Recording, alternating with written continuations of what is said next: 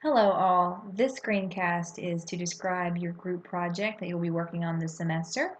And as always, if you have any concerns or questions whenever I'm done describing it, please do feel free to contact me and get some questions answered.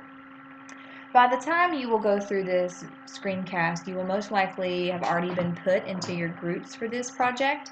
And my advice is that you start working on it as soon as possible, even if you don't put in the finished project till 5 minutes before it's due. This is a project that fully requires a couple of weeks of work. Now, with this group project, what's going to happen is I'm going to put you all into your different groups, and you all are being given this hostage problem to solve.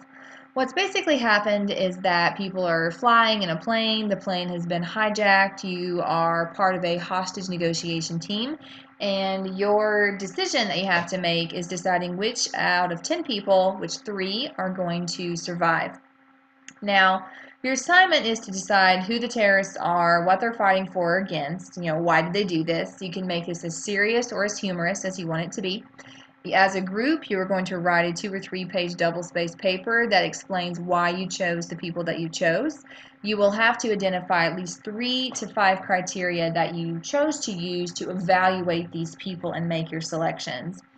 As an individual, you will also write a longer paper, double-spaced, that's discussing communication and your group and how your group interacted. That longer paper will have to be based off of the chapters 9, 10, and 11 in your textbook. You will choose one concept from each if you like and then compare it to how your group worked. So you will have a group component and an individual component to this actual project. So please make sure you keep that in mind. Now, with this project, one of the things I want to cover immediately is I've had some people in the past who have been extremely concerned with this project because they did not like the idea of taking someone else's life into their hands. And the first thing I want to say about that is that I completely understand and I respect you for that. That is not a problem.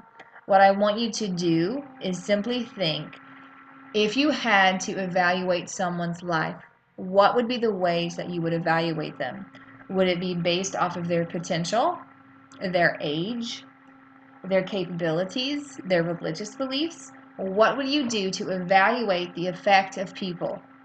And again, no one is actually passing away in this project, and no one is judging you for your decisions. So you can be as kind or as aggressive as you would like to be in your decisions, as long as you all are respectful and open to your group mates. No disrespect will be tolerated amongst group mates. Do not debate or fight just for the joy of fighting. If you want to do that, then feel free to sign up for my argumentation and debate course next semester. Otherwise, I would prefer that you do your best to focus on how would you evaluate a person and compare them to another person. The reason I have you do this particular scenario is in some ways to compare it with what's going to happen to you when you graduate and start job hunting.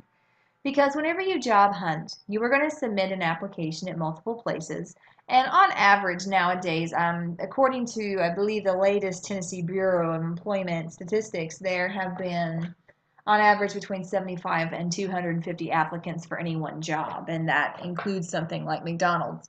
So what would you do to stand out from the other 250 people that have applied for your job? How would you be evaluated as a person? The information that you submit to that job is the information they will use to evaluate you as a person. So the information that is contained in this 4-page packet here for your group project is all the information you have on these people. And what decisions would you have to make based off of these specific biographs? Now, going through, all items are due the days indicated on your syllabus, so please make sure you have that. This page and the part of the next will be the description of your passengers. My encouragement would be that you discover your own criteria for the task first and then compare those criteria to your group mates to come up with some consistent ones. And my other suggestion would be that you come up with criteria for people first and then read the biographs on the people.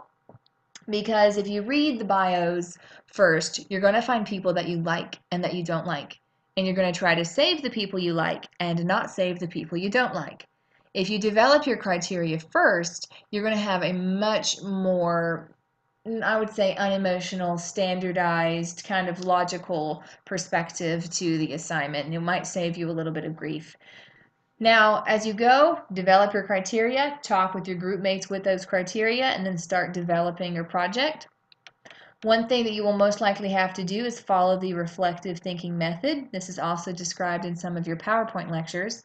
And this is when you figure out what the problem is, analyze it, establish criteria for how you're going to solve it, see what the potential solutions are, and then select the best solution.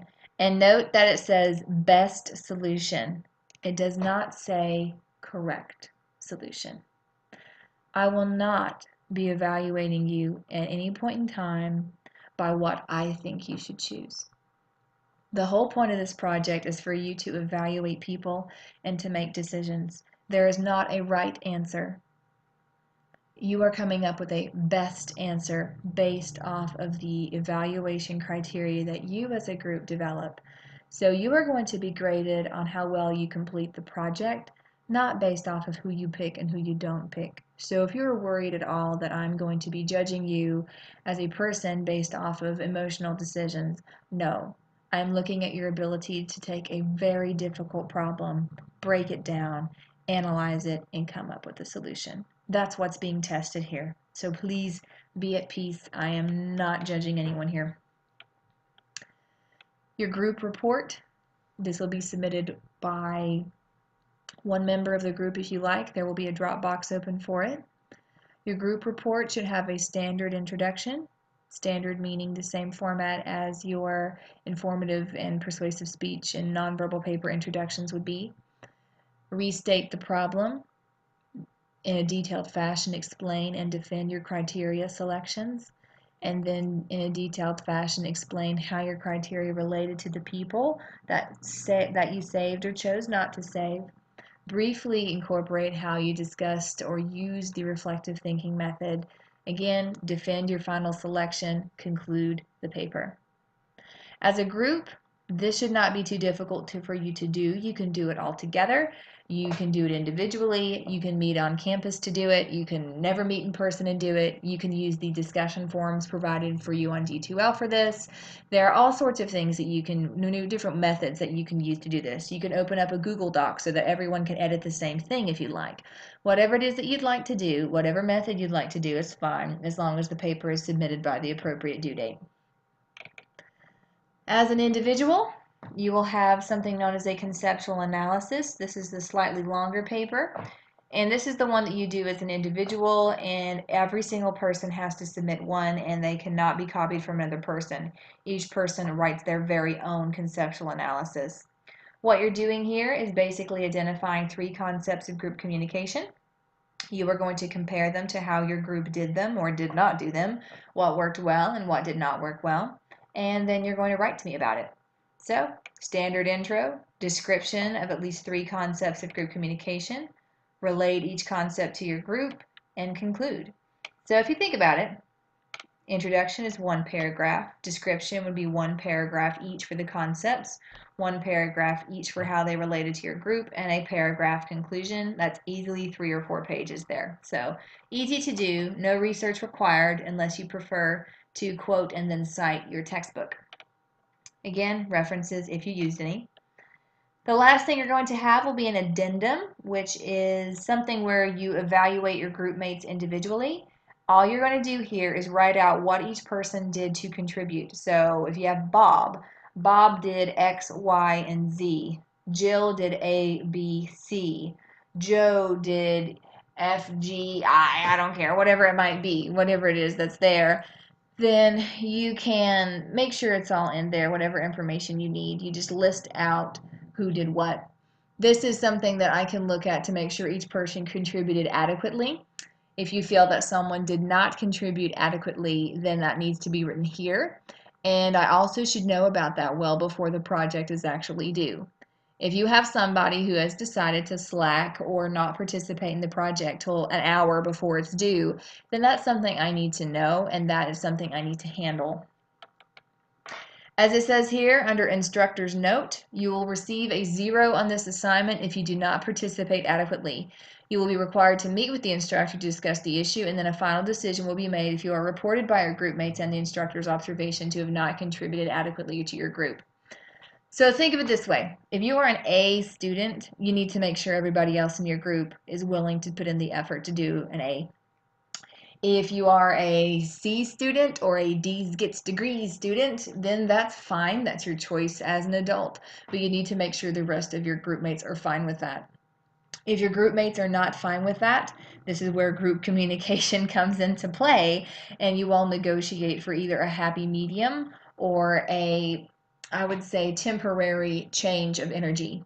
For example, if there's a student who consistently gets C's and wants to stay there, and they're in a group of people who all want A's, that C student will either have to bow out of that group and join a different one, or that student will have to put forth an effort for the 2 weeks that this project will take. I will go ahead and tell you that I have pretty much no mercy when it comes to group participation. I'm pretty sure that all of you, when you saw that group work was required, at some point or the other, kind of put your head down on the desk and said, oh heavens, how is this going to work? Most people have had, not all, but most people have had negative experiences with group projects in the past, and I try to keep those from happening in my courses. I will be maintaining a very, very strict eye on the D2L communication. If you decide to communicate outside of D2L, that's fine. But please understand, if you wait until 3 days before the project's due to contact your group mates, I do not want to hear a complaint about how you did not participate. If you have been trying to communicate with your group mates for weeks and they haven't responded, that is completely different, and that is when I step in. If you are concerned about your group mates not doing enough work, you need to let me know. I will approach them. I will make sure that they know that I know what's going on. At all times, keep me in the loop so that I can have your back, because I have failed students for this assignment before, and I will never have a problem doing that as long as it is justified. I do not want there to be a circumstance where someone fails because their group wouldn't help them. So if something happens to where your group falls apart and doesn't do the work, I want you to be in contact with me so that I can help you still get the grade that you deserve.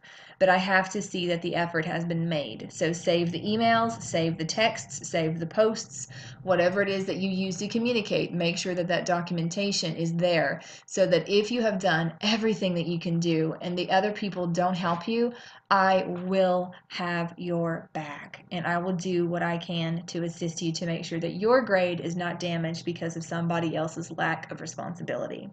I protect my students when it comes to group work because this is the only project where somebody else's responsibility level can affect your overall achievement. Please know I recognize that, and I am here to support you. You have to do the work, but if other people let you down, I have your back. Do what you can do and keep me in the loop. If you have any questions, comments, or concerns, as always, email me and let me know what I can do to help you out. It could be a great, easy 2 weeks. It could be a rough 2 weeks. Whatever happens, let me know and let me help. Thank you so much.